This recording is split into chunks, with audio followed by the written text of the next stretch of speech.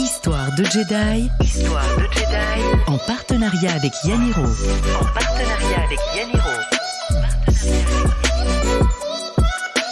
C'est ce que tu dis, ambassadeur et chorégraphe.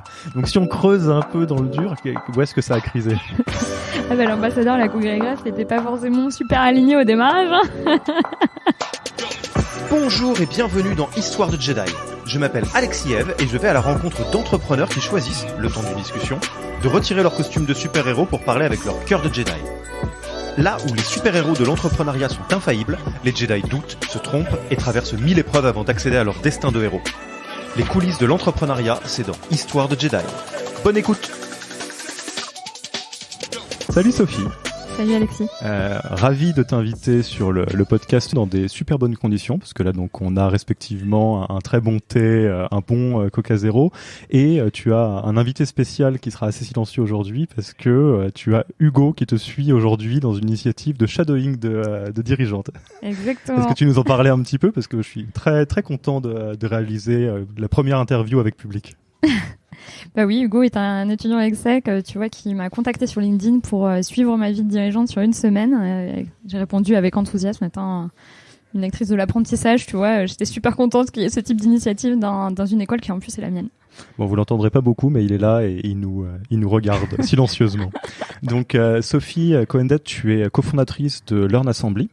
Alors donc Learn Assembly, vous avez une mission qui est pas des moindres, c'est vraiment de repenser la formation entreprise et même plus loin que l'entreprise. Et pour ce faire, vous travaillez à construire de nouvelles expériences d'apprentissage en utilisant différents outils pédagogiques, MOOC, Digital Academy, voire même vous en créer de nouveaux. Et pour aller plus loin que ça, parce que je sais que c'est quelque chose qui est très en expansion, moi ce que j'aime beaucoup, c'est votre devise où vous dites, battez-vous pour votre employabilité et celle de vos équipes. Comment est-ce que tu pourrais nous en dire un petit peu plus là-dessus ? On travaille effectivement sur les enjeux d'employabilité, c'est-à-dire la valeur d'un individu sur le marché de l'emploi. Donc aujourd'hui, il y a des grosses transformations à l'œuvre dans les entreprises qui viennent périmer entre guillemets les compétences des salariés à une vitesse sans précédent. Donc il y a beaucoup de salariés qui risquent de rentrer dans ce qu'on appelle un peu la zone rouge, la zone de non-retour en termes de compétences, et on s'assure de bâtir effectivement des dispositifs qui permettent à ces salariés de ne pas rentrer dans cette zone rouge et donc de maintenir et de développer leur employabilité. Et on pense qu'aujourd'hui, autant avant il y avait un contrat tacite entre l'employeur et l'employé qui se jouait au niveau de l'emploi. Maintenant on pense qu'il y a presque un contrat d'employabilité qui est une responsabilité partagée entre l'employeur et le salarié. Donc c'est vrai que sur un angle qui peut être vu de l'extérieur, sur quelque chose qu'on a l'impression de comprendre rapidement, vous allez en fait attaquer des vrais sujets de fond qui sont quand même la question du travail et la manière dont il évolue, et la question des compétences et de comment elles évoluent à toute vitesse, en laissant nécessairement certains sur le bas-côté. Exactement, c'est tout à fait ça. Donc on va beaucoup plus loin. On n'est pas, j'aime à dire qu'on ne fait pas que des MOOC et on n'est pas juste un acteur de la formation, mais de la transformation. Et c'est vraiment pour accompagner cette transformation qu'on crée ces expériences d'apprentissage et qu'on réfléchit aux stratégies learning dans les grands groupes pour accompagner des montées en compétences rapides de grands volumes de salariés qui sont menacés par cette transformation. Donc Learn Assembly, ça a été créé en 2013, si je dis pas de bêtises, et vous êtes maintenant combien ? On est une petite quinzaine aujourd'hui. Une petite quinzaine. Et le sujet dont tu souhaitais qu'on parle, sur lequel tu veux qu'on passe les prochaines minutes, qui est un sujet vraiment compliqué, dont on parle souvent, et je suis vraiment ravi qu'on puisse en discuter aujourd'hui, c'est la question quelque part du mariage entre cofondateurs. Parce que Learn Assembly, vous êtes 2 cofondateurs. Et donc c'est un sujet, un mariage ça se construit, on le dit, c'est pas forcément Roméo et Juliette. Roméo et Juliette ils se sont suicidés assez vite, donc pour le long terme faut construire, faut un petit peu se relever les manches. Est-ce que tu veux nous parler un tout petit peu du début de tes débuts à Learn Assembly, et donc le moment où tu te retrouves vraiment en association avec ton cofondateur? Oui, alors moi effectivement c'est un cas un peu particulier dans le sens où Antoine a démarré avant moi, donc lui il a créé ce qui s'appelait Learn au démarrage et pas encore Learn Assembly quand il était encore étudiant, et donc c'était au démarrage l'école qu'il n'avait pas eue et qu'il souhaitait créer en tant qu'étudiant frustré. Il s'est passé 2 choses à l'époque. Une première chose, c'est que j'ai été prendre un cours du soir dans cette école d'un genre nouveau, et donc j'ai rencontré Antoine une première fois comme ça. Et également parce qu'à l'époque, je cherchais une personne avec qui faire le tour du monde de l'innovation. Je m'intéressais au développement de la culture d'innovation dans les grands groupes mais les sociétés au sens large, et je cherchais un binôme pour pouvoir faire mon tour du monde. Et j'ai proposé, en rencontrant Antoine, c'est la seule personne avec qui je me voyais faire ce tour du monde de l'innovation. Et je rigole toujours en disant que j'ai jamais fait ce tour du monde, mais que j'ai fait le tour du sentier avec lui, puisque ça a été un vrai coup de foudre professionnel quand je l'ai rencontré. Et donc on a décidé finalement d'un commun accord au moment où j'en ai eu marre de ma vie de consultante en CDI, que je m'apprêtais à lancer soit ce tour du monde, soit une boîte à l'époque. Il m'a convaincu de venir chez Learn Assembly et était ouvert à l'association, donc m'a présenté les actionnaires actuels de cette époque. Donc chez Learn Assembly, et avec qui ça a fité et avec qui j'ai pu concrétiser un début d'association à ce moment-là. Antoine avait commencé Learn donc pendant combien d'années avant que tu rejoignes la direction du navire ? Ouais, écoute, il avait démarré une dizaine de mois, quasiment 1 an avant moi, mais bon, sachant qu'il le faisait en parallèle de ses études. Donc au tout début, il n'était pas dédié à 100% au projet. Après, il l'a été plus fortement. Il avait démarré avec des associés qui l'ont quitté. Donc il s'est retrouvé tout seul. Donc moi j'étais la deuxième vague, si tu veux, derrière ses premiers associés qui étaient partis. Et alors comment ça se passe à ce moment-là, parce que donc tu es dans la phase, on pourrait dire de lune de miel, pour te filer la métaphore du mariage à ce moment-là, ou pas d'ailleurs. Comment ça se passe de à la fois passer de CDI à vraiment suivre ton aventure entrepreneuriale avec quelqu'un avec qui tu as un super bon fit, et aussi il y a donc quand même dans le champ que il a commencé à faire des choses, il y a déjà des actionnaires. Comment ça se déroule les premiers mois, années de Learn là-dessus? C'est un équilibre qui est pas évident à trouver, à la fois dans le mindset et la posture que tu adoptes quand tu rejoins finalement un projet qui est déjà lancé, et finalement que tu adoptes le projet et son fondateur, parce qu'on peut dire les choses, on peut comparer ça à une adoption. C'est pas évident parce qu'il faut se faire ta place. T'arrives dans un système dans lequel les gens ont déjà leur place, leur vision du projet. Il faut y mettre ta patte sans non plus arriver avec tes gros sabots et tout casser. Donc il faut à la fois être en profil presque profil bas, faire profil bas, mais en même temps être en capacité de te faire ton trou, mettre ton empreinte finalement dans le projet. Et ça prend du temps, le temps que tu comprennes déjà le secteur dans lequel tu évolues, tu comprennes bien les enjeux de marché, que tu amènes une culture qui est peut-être différente de celle de ton associé. En l'occurrence, moi, j'avais travaillé avant de rejoindre Learn Assembly, ce qui n'était pas le cas d'Antoine, qui l'avait monté pendant ses études. Donc, tu as des réflexes que l'autre ne partage pas forcément à des moments. Donc, c'est un équilibre qui est pas évident à trouver, une place que tu dois te faire aussi bien dans le rôle que tu vas jouer au quotidien dans l'opération que sur les aspects stratégiques, et qui vont se retrouver inévitablement sur la partie gouvernance et accès au capital. Donc ça j'imagine, c'est un peu quelque part le scénario que tu te racontes avant d'arriver, parce que tu l'avais un peu prévu. Tu t'es dit je vais arriver, il va falloir peut-être faire ci, faire ça, je pourrais faire ou pas. Et comment ça se passe dans le concret? En fait, t'es arrivé comme une fleur et t'as vu ce qui se passait et t'as ajusté le tir? Ouais, je pense que pour le coup, j'avais pas fait des plans à 3 ans en me disant ça va se passer comme ça, je vais rentrer avec tant de % du capital, j'en aurai plus dans 1 an, dans 2 ans, etc. Je m'étais pas forcément projetée à 10 ans sur le plan, à la fois en termes de gouvernance, de stratégie, etc. et sur les opérations. Je me suis dit, on va déjà commencer à bosser ensemble, on verra comment ça se passe, et puis si ça se passe bien, on enclenchera les cliquets qu'il faut. Mais je m'étais pas forcément projetée à 10 ans. Et en fait, tout s'est construit assez naturellement. Alors, quand je dis naturellement, ça veut pas dire qu'il n'y a pas eu des frictions à certains moments, mais en tout cas, les questions se sont posées à certains moments clés, et que ce ce soit sur la strat, sur l'opération ou sur tous les aspects gouvernance, capital, etc. Les questions viennent en leur temps et se sont posées assez naturellement au gré de la croissance de la boîte. Donc voilà. Mais ça veut pas dire que je les avais forcément tout anticipées. Et est-ce que tu t'arrives à te remémorer peut-être le premier moment où tu t'es dit ok, ça va pas être peut-être si facile, peut-être va falloir commencer une danse avec Antoine? Les premiers boards, je pense, c'était pas évident parce que moi je débarquais, c'était des boards qui tournaient déjà depuis quelques temps avec les actionnaires. Et en fait, les actionnaires étaient habitués à parler à Antoine, ils avaient vu débarquer un profil dans l'équipe. Donc ils savaient, ils avaient participé à mon recrutement en tant qu'actionnaire, mais ils me voyaient débarquer dans ces boards-là sans savoir encore ce que je valais réellement, et puis en me voyant un peu comme un salarié plus avec des parts plutôt qu'une cofondatrice. Donc du coup c'est là où je me suis dit il va falloir sortir les pagaies. Et comment tu t'y es pris pour sortir les pagaies du coup? En fait, les choses se sont faites là aussi un petit peu naturellement, et je pense qu'il y a des effets un peu psychologiques qui jouent. Chez Laurent Sambi, c'est moi qui m'occupe de la finance, en fait.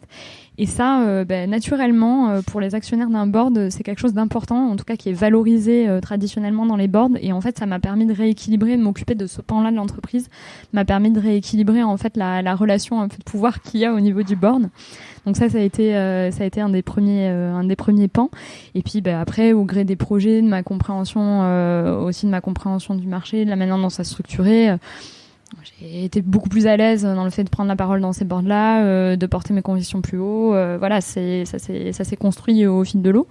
Et après, je dirais, mais ça, on aura certainement l'occasion d'en parler dans la suite de cet échange, mais les crises sont assez propices aussi à la construction d'une stratégie commune et au rééquilibrage entre associés en termes de vision stratégique. Parce que donc tout ce chapitre-là dont on parle, c'est pré-première crise commune. Enfin, crise que vous avez vécue dans le même bateau. Ouais, tout à fait, ouais. Donc là, on est en terrain, entre guillemets, vitesse de croisière, même si c'est jamais facile, hein, c'est une petite boîte, donc il y a beaucoup de boulot. Mais effectivement, c'est plutôt ça, ouais. Ça roule avant la première méga crise, quoi. Ouais. Ok, donc là, on est au stade, ça roule. Vous avez réussi à trouver chacun votre place. Il y a ça aussi, parce que donc toi, tu as des aptitudes naturelles par le fait que ancienne salariée, tu as travaillé dans du consulting, donc une grande argentière, place que tu as pris dans la boîte. Antoine a un rôle qui est aussi très différent. Et donc, première crise. Il y a combien de temps avant la première crise? En fait, il y en a des plus ou moins grosses, mais la première, toute bête, c'est qu'au démarrage, on a l'impression qu'on est des clones. En tant que cofondateur, on a l'impression qu'on fait exactement les mêmes choses. Donc, on a beau avoir les questions de comment vous répartissez les rôles dans leur assemblée, etc. C'est pas super clair à nos yeux, quoi. Il y a plein de choses qu'on fait tous les deux, il y a plein de choses qu'on fait ensemble. Donc c'est pas évident. Donc la première crise, elle vient quand les salariés commencent à nous le renvoyer en disant mais en fait c'est le bordel, quand on doit prendre une décision, on sait pas à qui en référer. Donc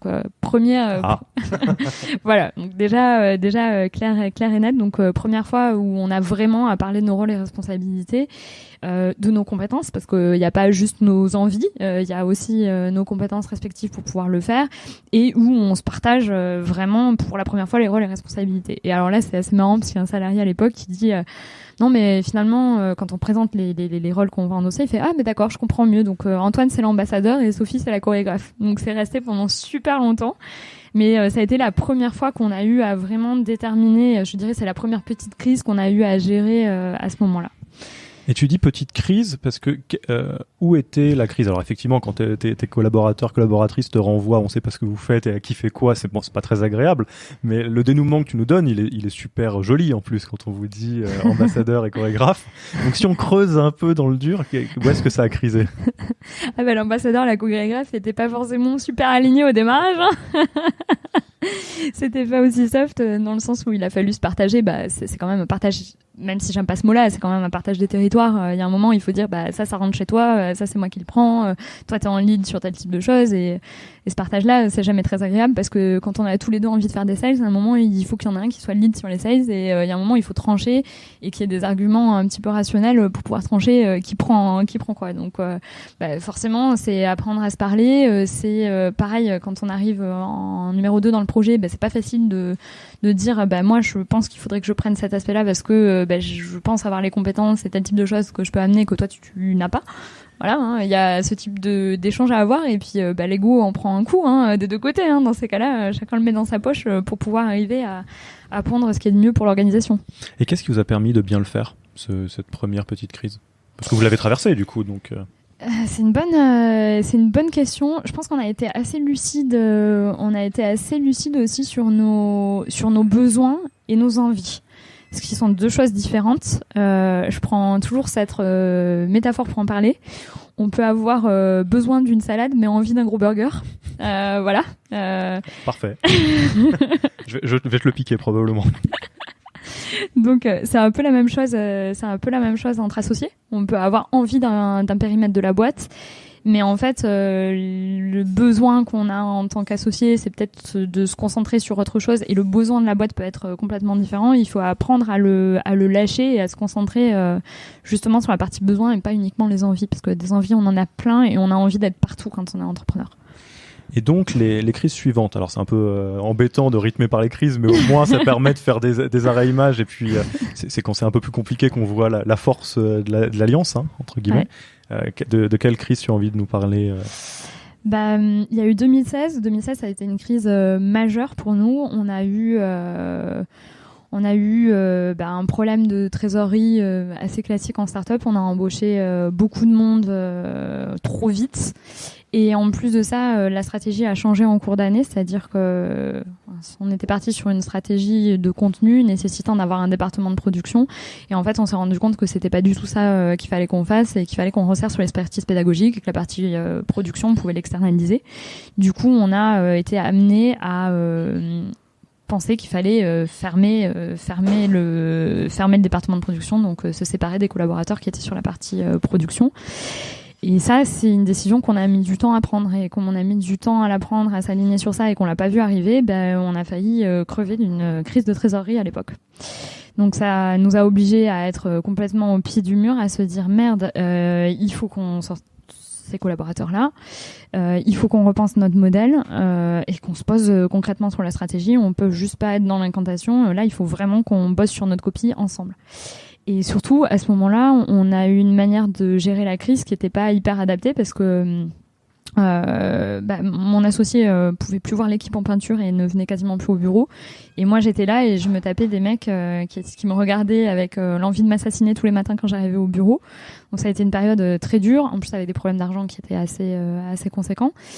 Et en fait, l'un disait à l'équipe on va à droite, et l'autre disait à l'équipe on va à gauche. Donc il y avait pas de pilote dans l'avion, et il y en avait un qui tirait d'un côté, l'autre de l'autre. Et avec mon associé, comme on se voyait quasiment pas, on avait du mal à se trouver des temps ensemble, etc.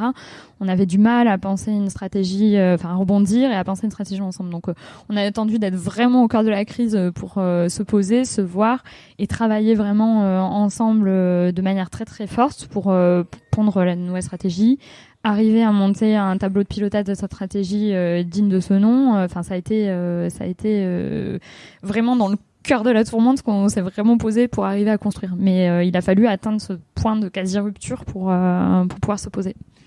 Et là encore, qu'est-ce que vous avez eu comme ressources en vous, parce que là, t'interviews, on pourrait interviewer Antoine, ça serait tout aussi intéressant, qui vous a permis de sortir de cette crise, parce que alors j'ai bien compris que le pied du mur, ça motive tout le monde à se bouger un petit peu. Ça motive. Et au-delà de ça, qu'est-ce qui a fait que ça a marché, que vous avez réussi à pivoter, parce que c'est un peu. On a complètement ça. On a pivoté à ce moment-là, ouais. Dans le binôme, je pense qu'on est quand même. On est assez lucide. Je pense qu'on commence à avoir plutôt une bonne connaissance de nous-mêmes. Alors, je pars en tant qu'individu, mais du binôme que l'on forme. Donc, l'air de rien, savoir ce qui fait péter les plombs à l'un, ce qui fait péter les plombs à l'autre. Tu vois, cette connaissance qu'on a à la fois du binôme, de nos ressources l'un et l'autre. Oui, à cette époque-là, vous avez 3 ans d'association ensemble, quasiment. Donc. Seulement, un peu moins, puisque 2 ans. Ouais. 2 ans. On avait, même un petit, 2 ans, 2 petites années. On avait. Donc c'était pas tant que ça, c'était pas tant que ça, et en même temps on commençait à bien se connaître, mais on était comment dire, on n'était pas encore un binôme dans son plein potentiel. On était trop une somme d'individualité. On était 1 + 1. On n'était pas encore le 2, quoi. Je sais pas comment D'ailleurs, c'est très intéressant parce que tu l'as dit toi-même. L'aboutissement de la mini crise d'avant, ça a été de vous répartir le territoire. Ça a été de dire qui fait quoi. Donc effectivement, vous étiez 1 + 1, ce qui est déjà pas mal. Hein. Oui, on était dans cette répartition des rôles sur la crise d'avant. Sur ce coup-ci, on a dû effectivement apprendre à créer du lien, je dirais presque, et donc atteindre le plein potentiel de ce binôme-là, c'est vraiment arriver à se trouver des temps de travail communs, des temps longs, qui soient pas juste nos petits points hebdo, opérationnels, etc. On avait déjà quelques rituels, on avait commencé à mettre en place certains points stratégiques, mais qui étaient trop espacés dans le temps pour que ce soit vraiment du travail commun. Donc à partir de là, on a revu complètement la manière dont on travaillait ensemble. On a commencé à faire des points opérationnels tous les lundis qui soient vraiment des temps un peu plus longs que ce qu'on avait. Donc on a un rituel de 2 heures tous les lundis ensemble. On a des points d'une journée ensemble sur lesquels on travaille sur la stratégie quasiment toutes les 5 à 6 semaines. Et après, on fait ce qu'on appelle des binôme building. Donc on fait, en fait, on part tous les deux en séminaire, mais que tous les deux, quoi. Donc on part en général en hiver à la montagne et on essaie de s'en faire un à la campagne en été, et on part juste tous les deux. Et ça fait rire tout le monde au démarrage. Nos salariés rigolaient en disant mais qu'est-ce que vous foutez dans ces week-ends à partir ensemble. Ça alimente pas mal de fantasmes à ce moment-là. J'imagine. Et en fait, ouais, on part et on partage un quotidien. Donc ça aussi, c'est important. L'air de rien, c'est comme le team building quand on part avec sa team, mais on le fait entre associés. On n'a pas forcément l'occasion de cuisiner ensemble, partager des temps informels, outre des verres, etc. à Paris. C'est pas du tout la même chose qu'on partage dans ces binôme building que ce qu'on peut partager à titre, je dirais, perso ou informel ici à Paris. Donc, et ça, c'est des temps qui sont structurants. Donc, c'est un petit peu tout ça qu'on a mis en place à ce moment-là aussi. C'est super intéressant parce que, alors bon, en plus pour vous, c'est vraiment Inception parce que vous travaillez sur le pédagogique, la transmission, la transformation. Mais quelque part, ce que tu mets en exergue, c'est que, effectivement, dans le milieu entrepreneurial et de dirigeants en général, il y a beaucoup d'énergie, mine de rien, qui est mise pour essayer de prendre soin des employés, de faire en sorte que les choses se passent bien. Il y a du team building, il y a beaucoup de choses. Et quelque part, on en oublierait presque de trouver les manières de créer du lien et de l'association entre les fondateurs.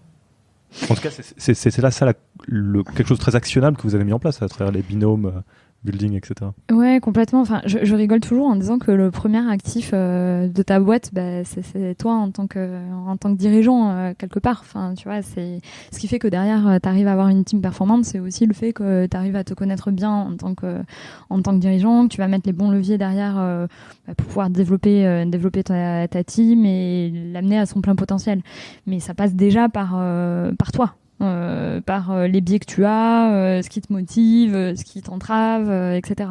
Et donc une fois qu'il y a toi, il y a le binôme, le trinôme de dirigeants qui est à la tête de la boîte. Donc effectivement, nous on a tout de suite, je pense que 2016 ça a été aussi l'élément déclencheur pour se dire ok, on investit sur nous. Voilà, enfin c'est à ce moment-là qu'on a décidé de faire des coachings de dirigeants. On n'a pas du tout été par les mêmes circuits, tu vois. Même encore cette année, je vois Antoine suit un parcours avec l'école de guerre, un parcours qui est dédié aux dirigeants avec l'école de guerre. Tu vois, on continue à investir régulièrement sur nous en tant que dirigeants parce qu'on est le premier actif de notre boîte. Alors là, j'ai très hâte d'entendre la suite parce que étape 1, je caricature, c'est horrible pour toi vu que c'est ta boîte que tu connais depuis longtemps.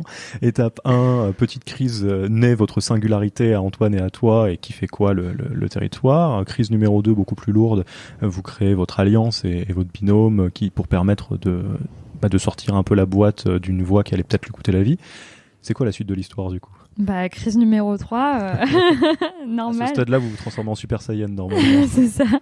Crise numéro 3, on est en train d'en sortir, là. Mais crise numéro 3, c'est une boîte qui grandit, des salariés, pareil, qui sont là depuis quelques temps, et des envies et des besoins de part et d'autre, donc pour chacun des dirigeants, qui peuvent différer à un moment. Et donc, à un moment où on se dit merde, je m'amuse plus dans le projet. Je m'amuse plus autant dans le projet. Comment on fait pour rembarquer par exemple un dirigeant qui s'amuse plus autant dans le projet? Comment on redessine sa place en individuel et en collectif pour arriver à pas perdre l'énergie qu'il y avait avant, quoi. Donc et ça peut heurter parce que c'est au démarrage, c'est arriver à se rendre compte qu'on n'a plus la même pêche dans le projet, arriver à avoir une bonne maturité dans le binôme pour se dire ok, t'as plus la même pêche, comment on fait, tout envisager, même le pire, c'est-à-dire tu pars aujourd'hui, tu claques la porte là maintenant. Envisager une solution intermédiaire, ok, on se donne les moyens pour que tu partes pas, mais on envisage le fait que tu as encore envie de partir dans 2 ans. Et ok, c'est l'amour fou, on continue ad vitam aeternam. Donc voilà, et ça interroge beaucoup de choses. Tu vois, je parlais des envies et des besoins tout à l'heure, mais c'est exactement ce que ça interroge et ce que ça vient chercher dans chacun de nous et pour le binôme qu'on constitue. Et comment vous y êtes pris justement cette crise-là pour bien la gérer, parce que en plus c'est vachement intéressant, ça aborde la question de la finitude aussi, et il y a toujours hope for the best, prepare for the worst, et là c'est un petit peu ça, j'ai bien compris que vous êtes en train de construire pour que ça continue bien, mais tout en voyant ce qui peut arriver. Qu'est-ce que vous avez utilisé comme ressource sur la nouvelle alliance que vous avez créée pour bien le gérer en fait, ce truc-là? Ça s'est fait progressivement. On a travaillé plusieurs week-ends d'affilée et on est parti carrément en week-end, tout un week-end pour se parler de ces trucs-là. On a eu des discussions assez profondes déjà sur nos valeurs. On est sur nos valeurs en individuel. On est pas mal parti. Tu vois, je vais te donner un exemple marrant. On a vu qu'il y avait un moment, il y avait quelque chose qui a chopé. Dans les valeurs d'Antoine, il y avait pragmatisme, et dans les miennes, il y avait exigence. Et elle était rentrée en conflit. Parce que, je vais te prendre un exemple horrible, mais c'est le premier qui me vient. Je lui dis, pendant la Seconde Guerre mondiale, toi, t'aurais été capable de buter quelqu'un de ton propre camp pour pouvoir servir une cause plus haute, ce que j'appelle être tactique. Moi, j'aurais pas fait d'entorse. Je suis un peu une révolutionnaire. J'aurais pas forcément fait d'entorse à mes valeurs premières. Et on voyait bien que sur ce type de choses, il y avait une zone d'achoppement qui était une zone de prise de tête sur lequel on avait du mal à se réconcilier. Et en fait, rien que le fait d'en avoir parlé, ça nous a permis de dire, ok, où est-ce qu'on met la limite, où on sait qu'on fera pas péter les plombs à l'un ou à l'autre. Donc voilà.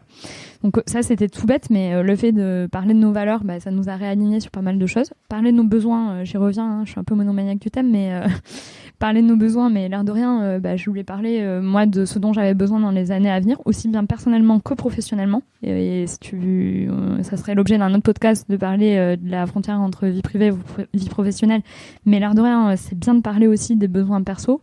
Voilà, en tant que femme, tu vois, le fait d'avoir une famille, des enfants, etc., et donc un certain équilibre de vie pour pouvoir gérer tout ça, c'était important pour moi, et de le partager, c'était important aussi. On parlait de tout ça, dresser les scénarios. Donc on s'est posé pour se dire ok, c'est quoi les scénarios probables et comment on se positionne l'un et l'autre dans ces scénarios-là. Ça va jusqu'à se dire ok, si on est racheté et que l'acquéreur nous lock dans ce montage-là, qui reste, qui part, quoi. Moi je suis ok pour rester si on est acheté, et toi ouais je suis ok mais que pendant un temps restreint, donc c'est toi qui te sacrifies pour rester plus longtemps chez l'acquéreur, quoi. Enfin voilà, ce type de questions, et les avoir à cœur ouvert et sans tabou en fait. Et d'ailleurs, ce sujet-là que tu abordes, qui est très bien de repartir des valeurs, des besoins, de ce qui fait que tu es toi, de où tu en es dans ton chemin de vie, et de pas faire le tabou, et pareil pour Antoine, c'est aussi quelque chose qu'on recommande très très fortement de faire au tout début, dans un pacte d'associés, parce que évidemment au début tout est beau, tout va bien se passer, sauf qu'on est dans un monde où il y a quand même 90% des startups qui crachent, et en vrai il faut parler de ces choses-là. Donc c'est très intéressant. Alors moi je le vois de manière un peu plus, pour le coup, technique, comme presque remettre à jour un pacte d'associés, un contrat de mariage, t'appelles ça comme tu veux, mais en tout cas en repartant du cœur. En fait, non. Le pacte actionnaire, forcément, il était bien bordé. On a fait les choses bien dès le début, donc ça, c'est pas le sujet.